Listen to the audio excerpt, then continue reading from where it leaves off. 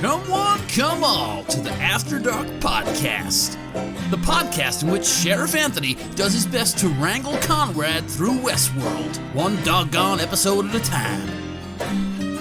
So kick back and grab yourself some Apple Jack, or some Adam's Ale if that's your preferred poison, and get ready for these two wannabe cowboys to ramble the night away. Music was provided by the fantastic Nancy Wyatt and Jared Iscariot. Enjoy the show! Hello, and welcome to the After Dark Podcast. I'm Anthony James, and that's Konrad. Hello! Yes, Konrad, I didn't talk over you this time. Success. No, you let me come in. I have got... you haven't actually asked me how I am, but I apologise to any of the video watchers. Do you ever get that thing where when you're tired, one of your eyelids just like starts twitching randomly? Have you ever get that? I've got that at the moment. I've had it for the last week or so. It's probably, people probably can't even see it, but I've just become aware of it. And it's like, this is the worst possible timing for this, but we'll persevere. We'll persevere through. Yeah, if Konrad has that, he's he's very tired man. He's a busy man. I'm going to be honest, I was pretty tired yesterday too. I ended up going to bed at like 9 o'clock yesterday. Just one of those days. I think it's winter time. We're just tired men. It's winter time. Everyone's working hard, looking forward to the holidays. It's just what it is. Guys, you must notice we are very tired men because we accidentally put this up. No, we didn't accidentally. I'm just joking. But this is up. This is up a day later than it usually is. So we apologize. Do apologize for that. We try to get everything After Dark out on Mondays. Didn't happen this week due to busy schedules on my end. I hadn't got it watched yet, but I have got it watched now. So we are here to talk about Westworld Season 3, Episode 3, The Absence of Field. Do you remember when we used to try and pronounce the German names of the dark episodes? Jeez, that was a trip, wasn't it? I can't. I was just thinking whether I can even attempt to say the absence of field in German, and I just can't. I can't. Geez, I'm not even going to try and get you to do it. Anyway, we saw an episode. We're back into the cybery, punky, sort of futuristic world here, Konrad. First of all, what was your reaction to getting back in this world? Well, I'm gonna say something first. Actually, I'm just gonna stick this right in the beginning of the episode because people have been coming after me in the streets. They've been saying, Konrad, why haven't you watched the season 2 post-credits scene? And I'm not having it anymore. A man can only take so much, and I've reached my tipping point. I watched the season 2 post-credits scene. So that's what I'm going to start with. I don't care what questions you ask me. That's what I'm starting with. And then we'll get to your side of that. Call off the dogs. Yeah. You are not permitted to take the shot because he's finally watched it. Okay, so thoughts very quickly on that. Okay. Man in Black is somehow still alive, which I find ridiculous. I'm sorry. I still think he's a host because how many times has that man been shot? It's unreasonable. And then he emerges from what kind of looks like a cargo container to find his daughter and like the decrepit remains of a facility that looks an awful lot like where James Delos was. Yeah. So my thinking was, he made a host of his daughter, and he has found, and they're talking about like him finding his own loop in the real world, which seems to be implying that he sort of inserts himself into simulation after simulation of the park. Or maybe that isn't even what his daughter looks like. Basically, I think it's implied that he's kind of losing his mind, but and the problem with this as well is it's happening at the end of season 2 with me having seen parts of season 3. Yeah. So I have to sort of entertain the possibility that they just changed their mind between seasons as to what was going to happen. But watching this makes me think that everything that is happening in season 3 is a simulation and the like decrepit remains of a futuristic society that the Man in Black wakes up in at the end of season 2 is actually reality, maybe, or maybe that's a simulation. It's kind of impossible to say one way or the other, though. Yeah, it was definitely an interesting after-credit scene, though. I think that they were hinting at the idea that we did kind of get explanation of through Dolores to Caleb in this episode about, like, the human loops and the predictions of where they're going to... It was hinting at that, but it didn't really feel the same as that when they first did it in that after-credit scene. I know what you mean. But yeah, it is what it is. Well, I'm sure we haven't even seen Man in Black yet in this season so far. Do you think he's going to be in it? I mean, he's got to be, hasn't he? Like, they can't just, like... have him just disappear. That's from the show. end of him. That's just the end of him. They just recast him as someone else, and we don't realize yet. Maybe Charlotte's the Man in Black. Who knows? Well, we're gonna get into that as well. Don't worry. Yeah. But yeah. So to answer your initial question, we're back in the cyberpunk world, and it's like slipping on an old pair of slippers. It's a lovely feeling to get a bit of this. This wasn't. Second episode was bad. This one was okay. It was better than the second, not as good as the first. I think there was, although I love a lot of the cyberpunky stuff. And there was some right off the bat in this with the Charlotte corporate stuff that's going on there. There's some storylines in this episode that didn't really work for me. Well, you say some storylines. There's literally only a couple of storylines. Yeah, there's two. So, like, the first one, which is probably the biggest one, is the Charlotte stuff. So, okay, let me just explain this to you, Konrad. I'm sure you got all of this, but yeah. So we know that Charlotte was printed by Bernard on the island, right? So therefore, the idea on the island sounds like we're talking about Dark. No, sorry, sounds like we're talking about Lost, but we're not talking about Lost. But we're talking so on the island. We got to go back, but basically, Bernard already said that. But anyway, Konrad, my point is, Charlotte was printed on the island. Dolores's pearl nut thing was put inside her head. She was then taken back over the seas into the real world, and now this host Charlotte with Dolores's brain nut is there. We saw her body getting printed. That was Dolores's new body, and then the Dolores brain nut, which was in the Charlotte host, is now in the Dolores host. And then Dolores put a different brain nut pearl thing, which she brought with her. She brought 4 of them, 5 of them potentially, and then put them including her own. Yeah, I think it's 5 including hers, right? Well, I think there was there not still 3 on the table, and then the other red one as well. Yeah, I think there was. So that means there's 6 in total. So so she put then one of the ones she brought with her into Charlotte. And then that host woke up in Charlotte's body, not knowing who they are. So I suppose the first question is, Konrad, which is hinted at throughout, who is this? Oh, okay. So I didn't really spot any explicit hints as to who it actually was. Obviously, you get the hints that it's not Charlotte. And my gut reaction was say, okay, who's Dolores going to bring with her? And so it kind of narrows it down to people that she's close to, and then it's like, well, of the people that she's close to, who is always complaining and feeling sorry for themselves, and that narrows it down to either Peter Abernathy or Teddy, like for me. And I was like, okay, just for the fun of it, I'm gonna say I reckon it's Teddy in there, because that'd be great. That'd just be such a horrible way for Teddy, who like killed himself, just like, I can't go with you, Dolores, and then Dolores is like, well, fucking see about that, and just sticks his nut in some CEO and like, you can't kill yourself now because you're too important.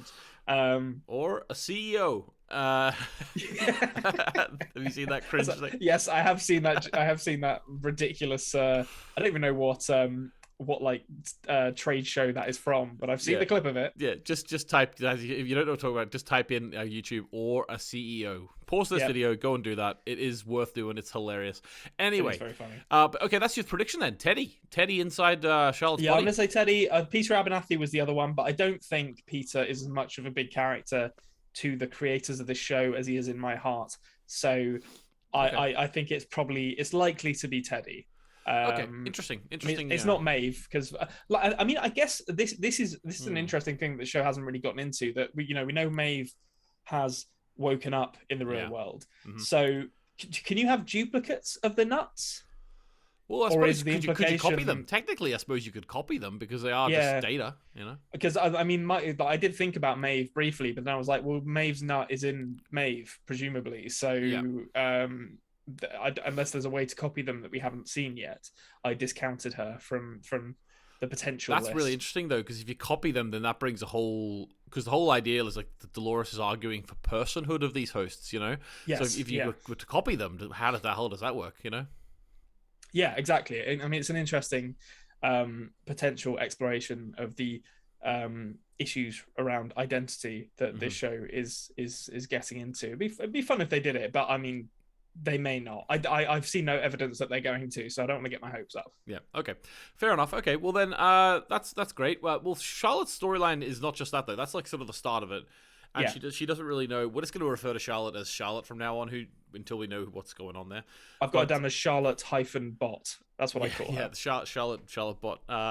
Charlotte.jpg. But basically, she is living the life of Charlotte in the boardroom. We also have her at home with her family. Well, that's where her family used to live, I suppose. And we meet a person who seemed to be her ex-partner, and a mysterious Nathan. Who did you think Nathan was, first of all? I don't really know if I had that many thoughts about it. I mean, she was sending, like, a human Charlotte was sending a communique to Nathan from the park. So my first thought was, okay, well, that's either going to be a partner or a child, because those are the kind of people that you send a desperate message to when you think you're about to die. But yeah, it's a weird storyline, this, because on one hand it fleshes out Charlotte as a character. On the other hand, I don't know if I really like the attempt to kind of humanize someone who is a bit of a corporate monster. And it goes back to what we said before about characters, or not just characters, but plot points being kind of introduced retrospectively into this show. We were with Charlotte a lot of the time in season 2, and not once did she mention Nathan, which I don't know, just I guess in the situation she's in, maybe it doesn't make sense for him to come up, but it just feels a little kind of unearned to suddenly be like, but she was a mother. And then to be like, okay, all right, great, well done, Westworld. Yeah, we need some retrospective empathy for this woman. She's a mother. Yeah, exactly. And I found her storyline, I thought, was the weakest part of this episode. I loved, like, the initial kind of introduction of her story, or not introduction of her story, but in this episode, the beginning of her story, where she's talking about there being, it's basically just like cyberpunk stock nonsense that she's talking, where they say like stock manipulation and a creeping tender and all these kind of great nonsense phrases. They showed a pie chart. They did show a pie chart. I believe it. I believe it. But it like, I love all that stuff because it's just total horseshit. But whatever, I'm totally on board with it. But then I feel like they were kind of relying upon the audience being brought along by this mystery of like who actually is in Charlotte, while also kind of finding empathy for Charlotte, the now deceased human, through her relationship with, or the relationship that Charlotte Bot is forming with her son. And I didn't catch her ex-partner's name, but not sure. Not sure. I just it didn't super work for me, to be honest. And then we kind of talked about this a bit off air, but there's two. I'm not a professional writer. I'm not going to criticize people who are professional writers or try and do their job for them. But when you bring up the topics of self-harm and paedophilia in the same episode and just kind of like, meh, just like toss them off as like, this is a shorthand for characterization, it's a bit like, come on guys, you could have done better than this. You could have spent a bit more time on these fairly serious topics. To be honest with you, I like, I don't know, the idea of, like, you know, child abuse and stuff is pretty serious, and I think they are using it in a tasteful way here. Like, they are actually having Charlotte, you know, obviously stand up to this guy and, like, you know, teach him a lesson, you know, and it helps her sort of be more empathetic towards her own son. But as we said, it is very, like, shortcut, you know, it's very shortcut, hacky writing. To be just like some random guy, a random pedophile, like, who turns up and he's just like, "Hello, I'm here to die." Yeah, how do we build empathy into this character, this female character? Well, let's have a pedophile try to abduct, or whatever you want to say, her son.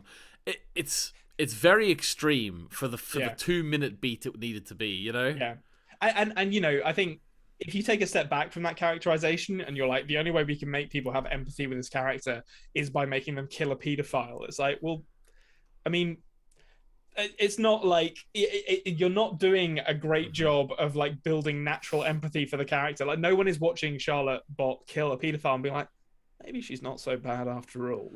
Yeah, you'd expect even the worst person in the world to do that. Yeah, it's not like this isn't like a beacon of morality. I know she's not really supposed to be like a beacon of morality, but it just, I don't know, it didn't work at all. It felt very cheap and unearned, and I think it would have worked for me a bit more if they hadn't. I don't want to say they tossed this one off as well, because I think they're probably going to come back to it, or they certainly seemed like they were hinting at it. But the self-harm angle as well was a bit like, I like what they're doing with that, but it did feel a bit kind of like just thrown out there and not really explored in this episode in a way that maybe it could have been. So then having that and then having the random paedophile show up was a bit like, okay, you're kind of not thinking too hard about this, I don't think. I mean, long time listeners back into it, even very early Dark stuff, know how you felt about the the Regina stuff as well. And like the idea that self-harm is introduced as a character point to show you how much they're struggling.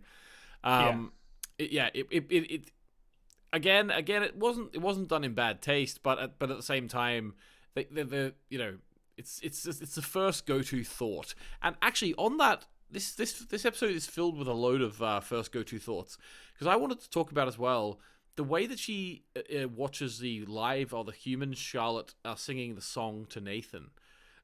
Now, could you have chosen a more bargain bucket song for your for your song? It's like it's our special song. I'm gonna sing it to you, and it's just like, oh, what is it? The first song that comes into every parent's head when they're about to put their kid to bed.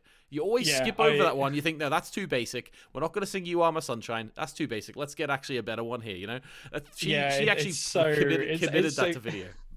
Absolute like bargain basement song to be singing. It's just like, come on. The year is like 2050 or like whatever, like whenever this is set. There must be new songs by then. But also, like, it incepted host Charlotte's brain, because it's like, please don't take my sunshine away, and that's actually what made her, because there was a pedophile going to take him away, so that made her care. So it is actually very layered. Yes, it's true. Actually, it's like an onion. There is actually something I wanted to raise. You've mentioned incepting things into Charlotte's brain, and that's reminded me. So Charlotte Bott, by the way she reacts to her ex-partner mentioning the name Nathan, doesn't seem to know who Nathan is at the beginning of this episode. Yeah. You have... Oh, Konrad, this is usually my job, but you have done it. You have got a plot hole here. But she goes straight in for the romance with that character. So it's like, okay, so you don't know who your son is, which is understandable because you're not Charlotte, but you do know who this random man, or not even like you know who this random man in your apartment is, but you know that this random man in your apartment is someone that you could potentially have sex with. It's just like, it bothered me a lot. That wasn't what I was alluding to, so I gave you too much credit. Okay. I gave you too much credit there, Konrad. But what were you going to say? But you are right. That was 0 to 100 very quick. Again, crazy women just throw themselves at people, apparently. But I've not noticed that in my life. That's not happened to anyone I know. I don't know any CEOs though, or robots for that matter. So I mean, that's true. Maybe I'm hanging out with the wrong people. Yeah. Or not people. So, but no, what I was going to refer to was careful now. Dolores will have you. Now, this might be that these robots are now at the point where they are connected to the internet all the time, but. Do you notice that when she did confront the paedophile and he said, I've just met your son here today for the first time, and she said, no, you met him last Thursday. Now, am I to think, unless this is Friday, she didn't even remember her son's name. So how did she know what happened on Thursday? Yeah. I'm glad you pointed. Also, what kind of person sits on that information? You know, like I'll wait for him to strike again before I act. You got like on the this. guys in the bushes next to her. You know, she's set up a whole perimeter. Yeah, it's not even like it's like a honey trap like situation, which is an awful thing to suggest about a child. Yeah. But it's not even like she's doing that because she explicitly wants to kill him.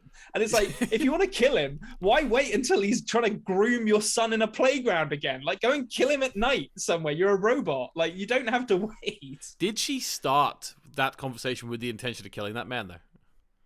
Probably, yeah. Like, I mean, there was at no point did she consider phoning the police. Let's be honest. Well, to be honest with you, that is a divergence, isn't it? Because there's no chance that they predicted that she was going to kill that guy. That's a divergence from the Rehoboam plan, if there ever was one. Rehoboam's gonna have some trouble with that one. Yeah. Also, we've got to find another child abuser in the ether to fill that role. I always love as well whenever they've got scenes like that where they're like, people are going to ask why it wasn't caught on camera, because this is a futuristic world, there's cameras everywhere. I always love how they just build in little things to stop the haters afterwards. Like she says, thank you for doing my job for me, for blocking it. He's got a thing with a red light on it that stops the cameras. All right, leave it. Shut up. That's what. That's what. I love when they build that sort of stuff in, which is just like, you can't get us with your stupid plot holes. Yeah, but she didn't know her son's name yesterday. But apparently she knew about this pedo on Thursday. So what's going on? Oh god, they're trying to be too clever for their own good. Anyway, okay, so that's Charlotte. She does meet up with Dolores again. She's not feeling very well. They have a little bit of a spoon, and then all seems to be right as rain again. That was actually before the spooning. I think was before she killed the guy. Just to put it out there. I think it was before she killed the guy, and before she went to go and see Engelrod or whatever his name. I'm just gonna keep calling him Engelrod. Engelrod Humperdinck. Yeah, that is what it makes me think of. It's a ridiculous name. It really is.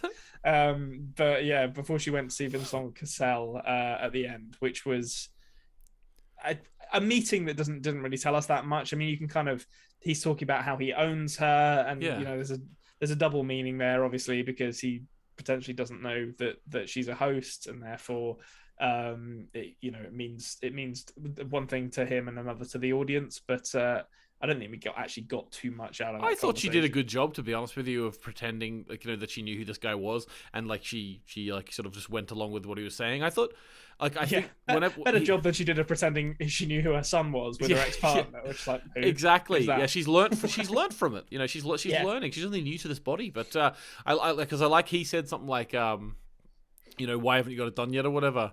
And she immediately said things have been complicated or something. I was like, oh, she's on it. So actually, I didn't mind that, to be honest with you. But okay, so that's basically how it ends. We find out that Charlotte was in cahoots with this guy Serac. That's who she was trying to get the information out to, which actually, Konrad, does make it corporate espionage, which was what you were saying it was all the way back in the day. And I was questioning, saying, is it corporate espionage if it's her own company? But actually, we find out now it wasn't her own company she was doing it for. But it kind of is, because now he's bought the shares. So yeah, I mean it's all corporate espionage. He's bought hang on, he's bought the shares. Why is he trying to get information out of the company? You're going to own the company soon, mate. Like, why? But I mean, I'll tell you, as someone who is watching Succession at the moment, which is a great TV show, just because you own a company doesn't necessarily mean that you know everything that goes on in that company. So he's influence peddling within the company to make sure he's got all the dirt. You know what it's like? It's like in football when Pep Guardiola was coming to Man City, and for a whole year before they knew, so they were buying the players he wanted. Getting it ready for him. Seeding them in, seeding the players in. Yeah, exactly. Yeah, that's exactly. Okay, so there we go. We've got a good prediction of who she is. We've talked about her journey in this episode. I think it's time to talk a little bit about Caleb. Now, sure. Old Cal. Now, Dolores can't remember who she is. Dolores can't remember her own son, and Caleb's mother can't remember him.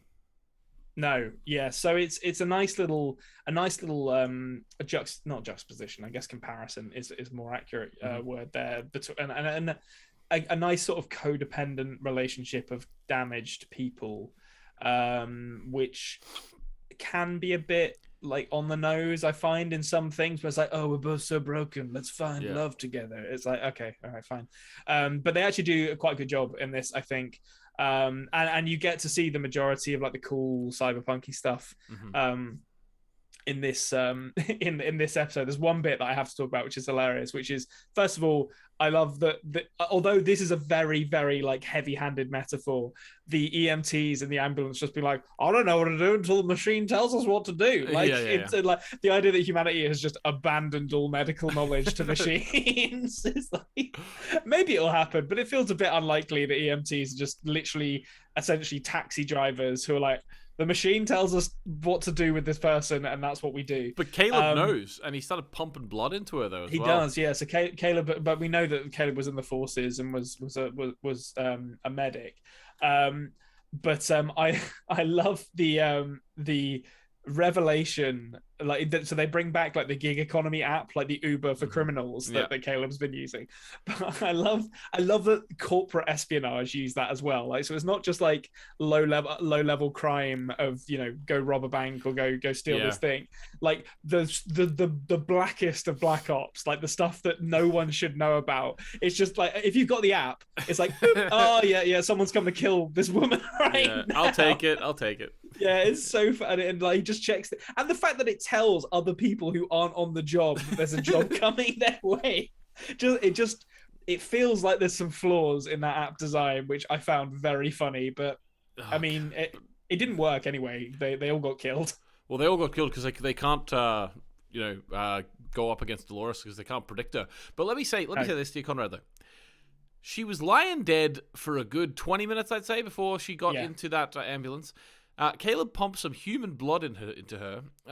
We know that her blood is not human because it said that there was no antibodies, there was no blood type, there was nothing. So it's just literally like this liquid that does something else. It's just ketchup. That's all it is. Yeah, so I suppose that means it's okay that Caleb didn't really check her blood type before firing blood into her, unless everything's O negative going in. Like, unless that's the case, which I suppose...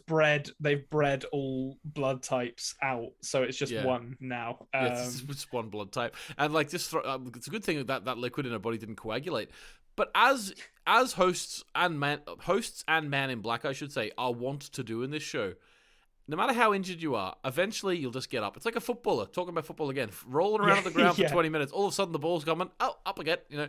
Yeah, you just need, I mean, it's like Dragon Ball Z as well, you know, like someone gets the shit beaten out of them, they stay on the ground for 20 minutes and then they stand back up and they're ready to fight again. Yeah. That's how it works in this as well. Like Dolores, she got that human blood in her, and maybe the human blood was like the secret sauce. It was like spinach to Popeye or something. Yeah. Like it went into Dolores' system, and suddenly she was like, and like her arms turned into animals. Yeah. Humans are the strongest after all. It turns out I've been coming at this the wrong way. We need to enslave them and use them as blood farms. So it wasn't Caleb's good nature and trying to save her that actually changed her mind. It was the human blood within her. I think that's a good theory. Yeah. And she's sort of gone. She's like a reverse Blade now, or I guess just Blade, because Blade's still half human, where she's like half human, half robot, which I don't know how that's going to manifest itself going forward. Maybe she'll become really into, I don't know, like the Office or something like that. I'll be a human. Just starts quoting Dwight Schrute. That would be great. Yeah. That would be fantastic. Okay, there's only one more thing really to talk about in terms of the story. So we get all the action and stuff. Caleb gets, obviously, you know, they come after him because obviously he stopped them getting the prize asset. Yeah. So they come after him. He doesn't give it up. He doesn't give up where she is, even though he doesn't know. He doesn't give it up. So then she comes and saves him. Where is Dolores? Yeah. Here I am. Bang, bang. That was pretty cool. Yeah. And they take him to the... I just want to say, like, the wisecracking robot. It's not actually a wisecracking robot in any way, shape, or form because it hasn't said anything. Yeah. But it tried to save him, and I was so happy to see it come back, and then so sad to see it just get thrown off the roof. Yep. What a character. What a character. Oh, God. It rivals the one from Rogue One, 100%. But anyway... Basically, she realizes that Caleb's actually a good enough fella, and she thinks she's going to bring him into the fold. So she takes him to the diner where last time he saw his his mum. He didn't see his mum for 6 months after that because she was diagnosed. She was schizophrenic. She was what's the word? She was committed because she schizophrenic, and he went into care for 6 months. Yeah, and there was a waitress called Sarah, and anyway, she knows all this. She takes him to a pier where it's predicted in 10 to 12 years he's going to die by suicide, and basically reveals to him that the whole of humans' life has been tracked and monitored by this thing called Rehoboam. And basically, they are all living on their own path. What do you think of that? That's all this, Konrad. I mean, it's the metaphor or the central metaphor of Westworld writ large, really, isn't it? You know, it's the first season was about hosts escaping their destiny, but that theme was also applied to a lot of humans who are kind of repeating the same behaviors in their lives, and we see the same theme come back again here. And I think it's a really interesting expansion of that theme, applying it to literally the entire human race. The idea of trying to escape one's own destiny is one that is well trodden at this point, and I think I'm hopeful that they'll do a good job of exploring it in this. I think they will. I'm excited to see how that works out for Caleb, though I think he's not a character who seems like he has anything to live for. So I don't see it ending super well for Caleb. But maybe he and Dolores will live happily ever after. I doubt it, but maybe. Maybe, you never know. So okay, well, that's interesting to know. That's how you feel about it. I think I kind of felt like, to be honest with you, I do like this idea of like the humanity within chains, and they need to sort of break them free. I like it. It just, I'm really interested to see. I've seen season 3. I'm really interested to see what season 4 is like, because if it's anything like Prison Break, it's not going to be good, because season 1 they were in the prison. Spoilers, Prison Break, by the way. They break out of the prison. Clue's in the name. I mean, it's called Prison Break. Like they break out. Second season is sort of the fallout of that, which is kind of what we got in season 2 of this. And then season 3, they get put into a different prison, and they're all in a whole new prison. So Prison Break 3. The prison again. And they go out they try to break out again, but also break some other characters out too who were already in the prison. So that's like this is what this is. They're in a different prison now. It's the real world, and they're going to try and help some other people break out of it. There is a sort of overtone there, and so I'm hoping that they don't just continue following that path, because Prison Break didn't end well. Let's be honest. I think they will. I think they've shown, if there is a clear path to follow, even if they've followed it before, they will follow it again. So it's literally it should be even meta. The next season should come out to the creators of this show, and they're just creating other shows that have already existed. Well, that's why I was thinking, maybe the Man in Black is actually in the real world, and everything else is a simulation, and it just keeps on stepping up and up and up through layers until finally it just ends with like Lisa Joy just sat in a chair for 10 episodes of television explaining what she would have done with the next season if she could be bothered. That's fantastic. That reminds me of like a children's book that I used to have when I was young, and like it was a picture, and then the next one was inside the next picture, and inside the next picture it kept going in. That would be amazing. Like, it kept going out, something. I don't know. Anyway, okay. But the last thing, Konrad, I wanted to mention was a couple of aspects of world building they're doing. Now, I like the world that they're building. I think it's interesting when you compare it to that film Reminiscence we went to see, which they wrote as well. Because I told you that Reminiscence felt like all the ideas they had for this world that got thrown on the cutting room floor. So this one, they added a few bits of building in. The first one was those massive riot bots at the start. Yeah, those are cool. What do you think is going to happen with those? Because that's like sort of Chekhov's riot bot, I think. Yeah, I mean, there's gonna be an uprising. I'm gonna say at some point. You don't show a riot bot for no reason. No, I mean, you don't listen. This is not my first walk around the cyberpunk block. All right, at some point there's going to be social unrest in a cyberpunk setting, especially when it's like when you depict this like really palatial environment with like riot bots everywhere. It's like, okay, well, those are going to be used at some point. So presumably, the public is going to find out about Rehoboam. There's going to be some kind of like grassroots uprising, and it's going to be like the gig economy for crime app is going to be like, let's all just fucking burn shit at Insight and Delos.